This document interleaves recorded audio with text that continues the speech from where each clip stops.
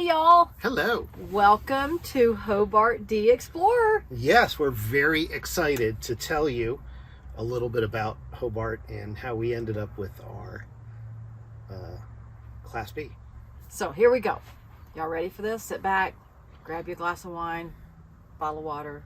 Yep. Whatever it might be. Absolutely. Milk. Okay, you want to start? I am. So we got this crazy idea. We started going to RV shows many years ago. And we got this crazy idea before we went to the Tampa RV show this past January that let's shop and see if we could find something that's Class B, something like a van, that we could flat tow behind the motorhome, behind the Newmar. Right. RV, carrying an RV, that's normal, right? Yeah. So we started looking when we were at Tampa RV show, and everything we looked at could not be flat towed. We did not want to trailer it. We didn't want two wheels off the ground, so we wanted to flat tow. That was our biggest thing. No trailers or anything. Now, also the why we wanted a Class B to flat tow. Okay. We love our bus. We love taking our bus out, and we drive past these national parks, or we drive in these national parks in our Jeeps, and we see units that can park on the side of the road or drive down a dirt road and park and capture gorgeous sunrises and sunsets. Well, BLM land. BLM land that can enjoy that aspect of camping, and we can't. No. And we could get a tent. We could put a tent topper on top of the Jeep. I'm too high maintenance. We're too old for that. We want a more comfortable bed. We want air conditioning. We want a flushing toilet and a shower everywhere we go. But we would love to enjoy some of those. We want to enjoy all those aspects of it without giving up our Monday through Friday standard house that we travel the country in. So that's where the idea came from. So we struck out at the Tampa RV show. Over and over and over again. We spoke to the reps for the different companies, the different chassis. We spoke to endless number of people, and it was like we would get excited about something, and all of a sudden the balloon would deflate because we would learn that we couldn't do that, or we couldn't do this, or so it was very much of a roller coaster ride. It was, I guess. And we kept looking, and we spent about 6 to 8 months, maybe 6 months. We kept looking. So our next stop on the journey was the National Indoor RV Stores, NIRVC, their customer appreciation at Rally, which they had some cancellations. We were able to book last minute the week before, slightly change our plans. The great things about living in an RV, you could do that. And we were able to attend. Well, while we were there, we found out through Stephanie, our salesperson. She's awesome. Stephanie Lopez. Talk to Stephanie Lopez. There's a plug. Who had us talk to Angie. Who is awesome. Who's awesome. She's the RV 101 video person. Great person to interact with. She's fantastic. Who sent us over to Brett Davis, the president of the company, who said, you're not the first ones who are asking me for this, and had me go and talk to Eddie, who's working on trying to get an answer for this. And what they had come up with as an answer is being able to install a drive shaft disconnect, which means you can disconnect the drive shaft either by crawling under or with a lever, and be able to flat tow something that was a rear wheel drive. But it still had some challenges. It had challenges. The warranty you worry about. You're modifying the unit. It's not designed to do what we wanted to do. Right. So we got excited. We're like, okay, we ended up driving and looking at other Class Bs while we're traveling around going, let's see if we can find a Class B we like that's rear wheel drive that we could modify to this. And we kept striking out. The ones that we wanted to use couldn't be modified with the drive shaft disconnect. So we gave up again. We even found one when we were in Utah. We found one in northern Utah. So we drove 4 hours there and 4 hours back just to go look at it because we knew that was the one. Yes. We took pictures of the drive shaft. I sent it to the drive shaft company in Texas that NIRVC recommended to. Can't be modified. Back to deflate. So we finally just said, you know what? We're done. We're done. We're not going to do it. We're done. We're just going to continue what we're doing. We're having a great time, but do our thing. So and how we are always done is we then fret over it. No, because we don't really fret. We keep picking at it like a scab. So we can't. So privately we both did, and every once in a while bring it up. And then you said one day. So we're sitting there late one night and just watching, not even watching TV. We're doing something, playing our phones probably. And I said, wait a minute. What about some of the older units That's a pretty coach coming in. What's that? Oh wow. Anyway, so we were talking about, and we know there were some. If you can, let's back up. There are some companies who have a 4x4 It's called Quigley 4x4, and they used to make these, and some of these can be adjusted. Well, these are what we were looking for. And more specifically, Quigley 4x4 will take a regular van and can convert it to 4x4. But we couldn't find the van. But we couldn't find the van, and they do it now for Mercedes Sprinters and those, but those are not flat towable. Their older system, which is on Chevy standard vans and the old Ford vans that we all grew up with, can be modifiable. But in today's market, you can't buy one of those, and you'd still have to get it converted. And nobody makes a conversion, a Class B, on those chassis anymore. So back to what we were saying. So we were sitting there, and I said, well, why are we not looking at some of the older units? Why do we have to have a new one to do what we want to do? And we both kind of sat there for a minute, and he said, I don't know why we're doing this. So we both jumped onto our computers and started looking, and found out that RoadTrek actually made out the door, had a Quigley 4x4,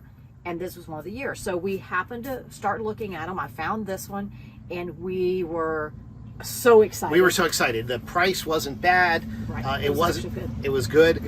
We were in southern Utah at the time you found it. We were heading up to South Dakota, which we are now. The unit was in Minnesota, so it wasn't too far out of our way. Not too far. But we were looking at a unit that was almost 15 years old, with over 100,000 miles. It's a 2008 with over 100,000 miles. It's barely over 100, but that worries us. It's gas engines, 100,000 miles, how well it was taken care of. So we did what normal people do. So I got to tell you this story. This is great. This is the best part of this whole story. So we did the normal stuff that I think most people do. We pulled the Carfax. We actually called the dealership. We got the VIN number, pulled the Carfax. Here's the cool part. This is where it gets really neat. So we're story people. We're history people. We love a good story. We love a good purpose. Okay. So we pulled the Carfax, and Alex was looking at the Carfax, and it shows it shows us where all of the maintenance and anything done to. It's got great records because they put it in the system for this particular unit, and it shows us exactly where it was taken care of, what shop, and all of that. Well, all the shops were the same, and he said, you know what, I think we're going to call them. So the next morning we get up, that shop opens in Montana. We call the shop, and we said, this was a great conversation. So hold on. He said, so I'm calling about a vehicle that you've serviced often, and I know you may not remember this, and but it's kind of a unique vehicle. We wanted to ask if you remember it. And the super nice guy said, well, yeah, what kind of car is it? And he said, well, he told him what it was, and he goes, the guy starts laughing. Yeah. And we were like, why is he laughing, right? He goes, that was my grandfather's. Talk about just shutting us up. Absolutely. He knows this unit inside and out. Yeah. He knows he's at a auto parts repair place that I guess that he owns. Their family owns, I'm not sure. And they did the maintenance on this unit from like 20,000 miles to almost 100,000, and their family had driven it from Montana to Minnesota and had gotten rid of it, sold it to a dealer, traded in, no show. Let's back up. So the owner had passed away, and he had had it for many years. He had traveled with his first wife. She had passed away. He had traveled with his second wife. Now they're all gone because they were older. Well, when that guy said that, we both just stopped. So we hung up the phone with him. It's got history. Very calmly hung up the phone. Well, before we hung up the phone, what? You asked. She asked. Oh, I asked him. She's I said, I got one more question. He goes, what? I said, what is your grandfather's name? And he said, it's Hobart. Then we calmly hung up the phone. Yes. Turned around at each other and we said, we're buying Hobart. And he told us, there's nothing wrong with the van. I've taken care of it. The only issue was a generator thing that's, I think, been since taken care of. It's in fantastic shape. And when we went and drove, we agree. So we hung up the phone. We're like, okay, we're getting this. We're getting Hobart. So we got Hobart. We had to get Popular. So we had to go get. So we had to go get Popular. So we shortened our trip in Zion so we could get up to Rapid City, parked here in Rapid City, and then this past Friday after work, we drove outside of St. Cloud, Minnesota. Spent the night in a hotel with the dogs and drove back. And here we have Hobart. Yes, and we think it's so cool. We can't wait to take Hobart to Montana to meet the grandson and to actually show him that we've got Hobart and we're bringing life back to it. And it's named after his grandfather, which we think is a really we cool think it's very thing. cool. And that's So, why we came up with Hobart D Explorer, because that's what we're going to do on weekends. Is we're going to explore with Hobart, and we'll hopefully be in Montana. The goal is next summer, as part of our trip around the country, to be able to let Hobart have a little bit of a homecoming. And I still want to reach out to Hobart's family and see if we can get other information. His obituary is online. Really cool things. Hobart's been to Alaska multiple times. Cool. Hobart's camped around the northern part of the country. Been down to Ohio and other areas. Been down to Florida. So I'd love to learn more about the trips Hobart took, and we're gonna, anything we find, we're going to publish up on the website so you can follow along too. And we're going to have new videos coming out, which is going to be related to Hobart D Explorer. How cool is this? Exploring. We're so excited. Yes. And it's flat towable, of course. It's so flat that's the big towable. part. That's our next thing. Is tonight we're actually taking it to a shop to talk about the flat tow setup. The goal is by the time we pull out of South Dakota, Hobart will be able to be pulled behind us. We're not getting rid of our Jeep yet. We think Hobart's going to be on some trips. The Jeep's going to be on some trips. Depending on where we're going, we're going to figure out the logistics. But that's part of the challenge. Maybe some babysitters for Hobart or Jeepster. Yeah. Along the way, if anybody wants to babysit. Absolutely. Let us know.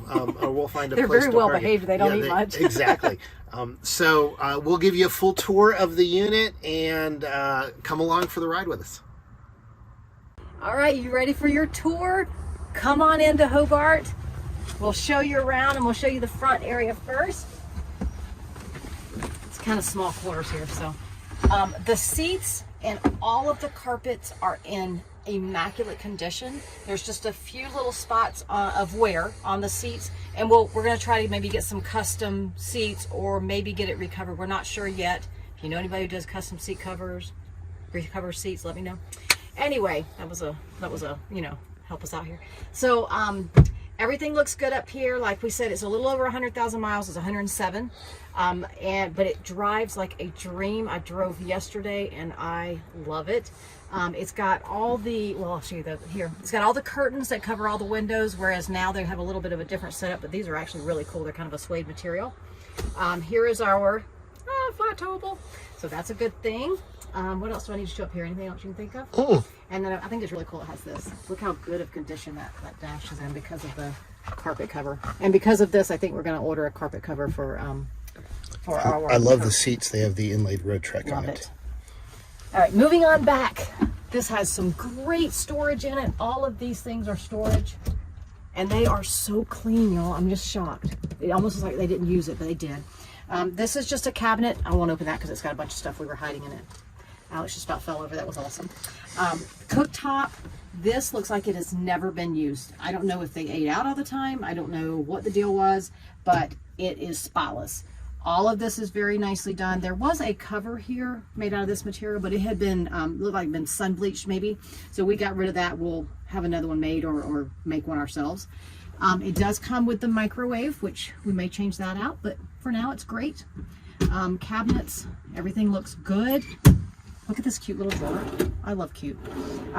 Has the small refrigerator, which is great for the weekend. Another cabinet here. This, ready for our bathroom, is a wet bath, which is what a lot of the vans have. So your toilet's there, you have your shower curtain. This carpet here that I'm standing on actually comes all the way up, and there is a huge, basically the whole van, this whole part of the section here is your water pan, like for your shower, is your drain pan. So you have a full shower in here, full bathroom, which is so important for us. We're not young enough to not have one. And back here we have, so they claim these are 2 seats. I'm not real sure what sits in here, so it was really cute. But this is the bed that lets down. We're gonna actually, that's all the way flat. We're gonna actually put a topper on that to make it a little bit, I mean, it's actually in great condition. It's very soft, but we're old. So we're gonna do a topper on that. One of the funny things about this, and I also have to swing around here, is the TV. Wait, how do I get this off? Oh, check this out. How funny is that? So I would totally need reading glasses to be able to see that, but it's really cute. Anyway, we just thought we had to leave it up there. It was awesome. So here's our, like I was telling you about, the curtains here. What am I missing to explain? Oh, the water tank is down, the fresh water's down here. There's actually 2. It's actually got 2 water tanks. What are the gallons? Do you remember what he said? One's like 8 to 10, the other one's like 20, but one's inside for winter use and the other one's outside for both. Outside use, okay. I mean, yeah, that's what I meant. Anyway, more cabinets, more storage, all of this. Check out this. Old school air conditioner / heat pump. Still works. So we're going to let it go as long as it does, and if once it craps out, we'll go get a new one.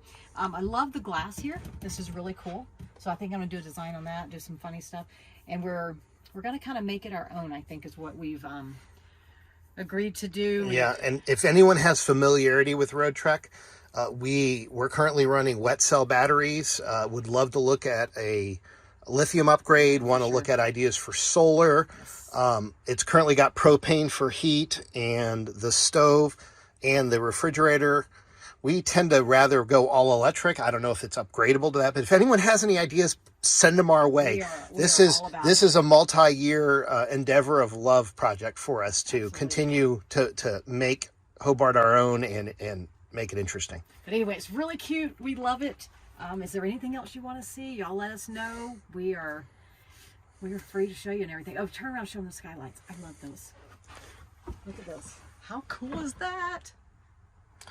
I'll back out. We'll do a quick little view of the outside. If he doesn't fall over. If I don't fall over. So that's the side entry for the van. There's Hobart in all his glory.